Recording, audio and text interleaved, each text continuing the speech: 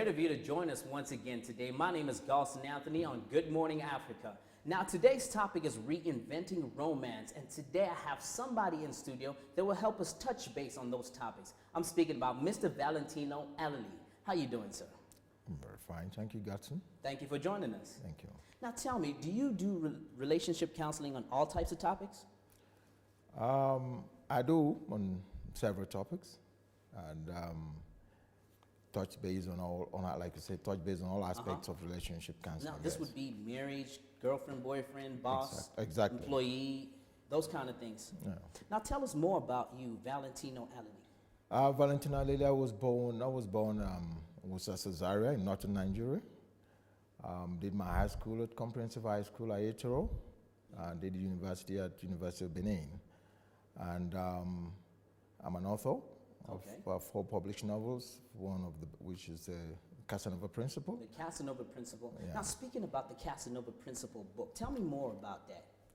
The Casanova Principle, it's a gentleman's guide to... Oh, gentleman's guide. I yeah, like that. yeah, gentleman's guide to relationship and romance. Okay. And also a lady's guide for understanding herself more intimately. That's how it's put.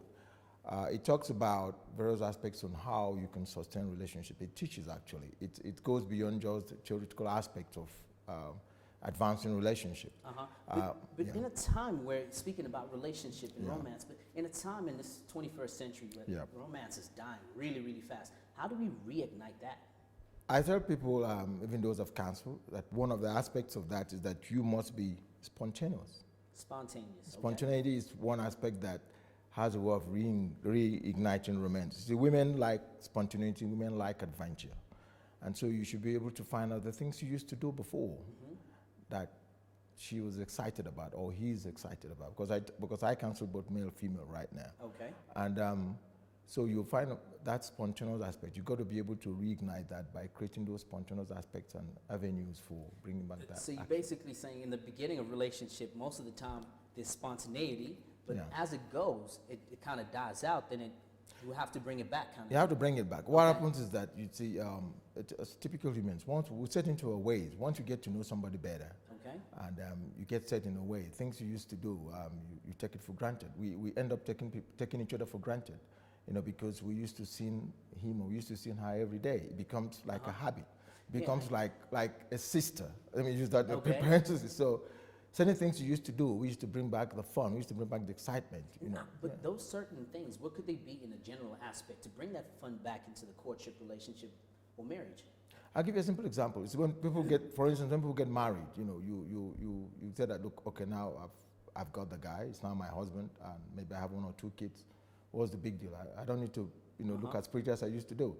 And he forgets to, maybe those days he used to walk in and he gets you maybe a flower, he comes in, and sometimes gets you full body massage. I tell guys, for instance, you got to learn how to do full body massage. You got to be able to relax your lady every once in a while. You got to surprise her. You got to come in and buy her, even if it's not her birthday or a special anniversary, buy her some cards or sing her some songs, even if you have a croaky voice. You know. So flowers. So women actually still like the flowers thing.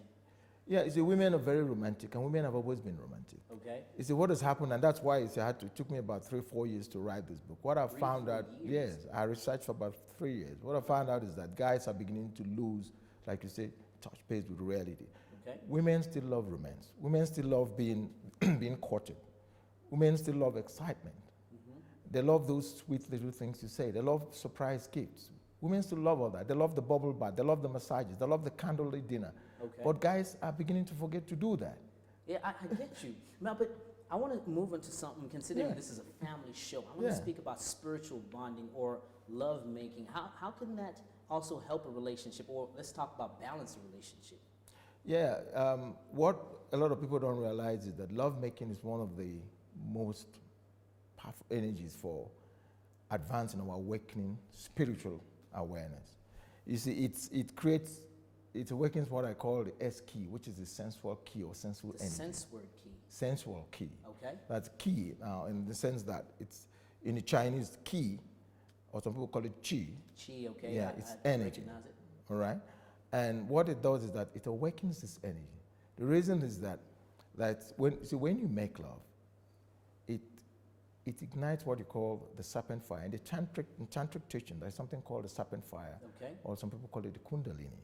It sits around the base of the spine. And when you're excited, it awakens this energy.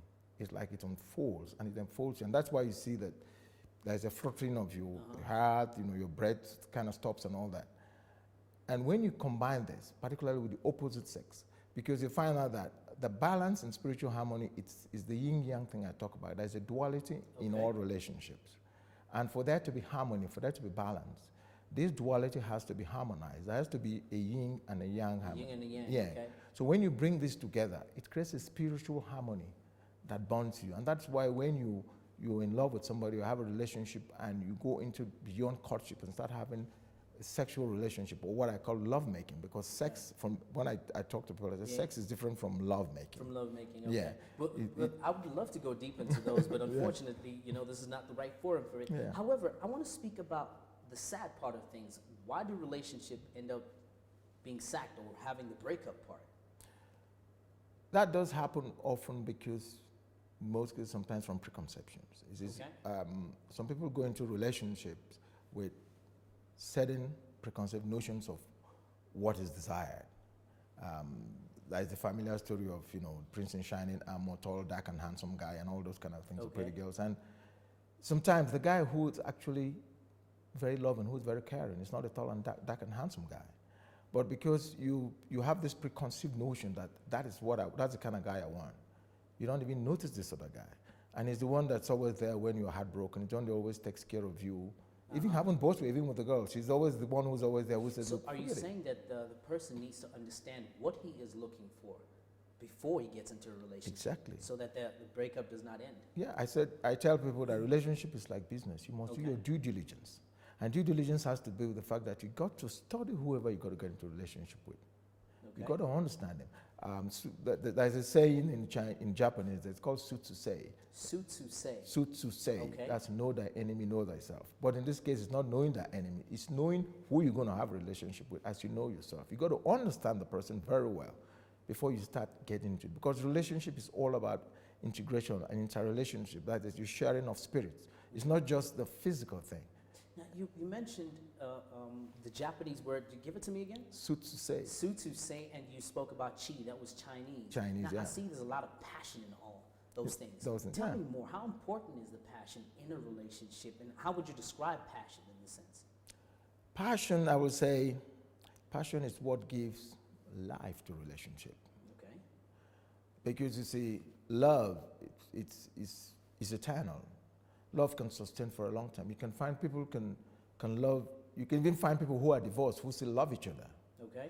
But passion is the fire, is the igniting fact that makes it stick. It's what gives you the wow factor in a relationship. And once the wow factor in a relationship is dead, it goes downstream. And passion is the wow factor, what keeps it burning, the flame that ignites that, what to look towards, something to always look forward to. Okay. Now, I'm a normal guy, Galston, for example, and I would like to apply all these principles to a woman. But we live in an era, this 21st century, where women have their own ideas. How do we balance those two? You balance it too by, like I said, you understand the person you first have to understand the person you're going to go into relationship. And in order to do that, you got to be the ideal person. There's this concept of Mr. Right and Mr. So it starts with you. It starts with you. All right. You got to be the ideal person. You got to learn to love yourself. When you learn to love yourself, you learn to understand who you are. You learn to understand your capabilities, your special qualities, what makes you unique. Everybody has a unique quality that makes him or her different from the other person. Once you get to understand that, you'll be able to relate to the other person. And when you meet her, you understand that she's also a unique person. There are certain gifts that the female has, and a certain gift that the male has that has to be complementary. Okay. And that's why that balance is very necessary.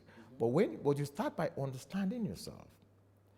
And by understanding yourself and by knowing what makes you what you are, you can become the ideal person to attract the ideal opposite. Oh, beautiful. And that's how it works. You see, but if you have an air about yourself or have this ego trip thing, it becomes a problem because you take the ego trip into the relationship. Into the relationship. And you already begin to, you set obstacles along the way. Well, there's a lot of things we can learn from you, and I would like to take a lot of those things myself and apply them. But unfortunately, we have to cut this show short. Thank you so much. Tell me, how do we get hold of you? Please tell us, how do we get hold of you, your books, your Twitter, your Facebook, everything? You could get hold of me. My email is valentinoalili@gmail.com. I'm still setting up my Twitter. I was not into the tweeting thing. Okay. But my New Facebook, age. my Facebook is also Valentino Alili, Facebook. And you can read my books on Amazon.com, or BarnesandNoble.com. Okay. They're online, or you just Google Valentino Alili books and open them there, so you can reach me there.